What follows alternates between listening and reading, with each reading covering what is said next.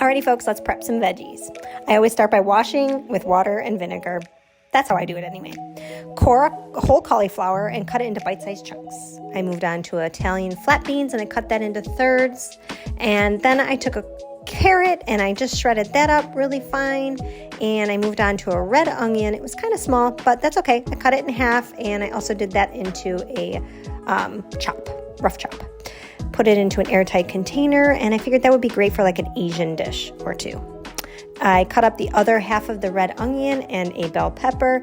I figured this would make for fajitas or a seafood dish. And I love these containers because the lids snap on and off and they're easy storage and stacking for my fridge. Move on to the next side dish. Cucumber. I peel the sides just to make it look pretty, cut it into bite-sized pieces.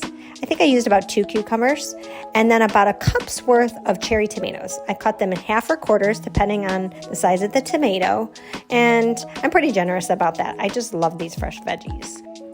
Next, I moved on to my fresh basil from the garden. I had probably a half to a cup worth of that as well. I stacked them all together and rolled them up really tight, and then I cut it on the bias. That's a julienne style. They're like thin strips. Smells so good. Then I took the other half of the red onion and I chopped it up very fine. I feel like raw onion a little goes a long way. Next, I moved on to cheese. This one is a raw sheep's milk parm, but I usually use feta. And I probably did about a quarter cup worth of cheese. For anyone who has dairy allergies, you always can omit the cheese. We just really like it.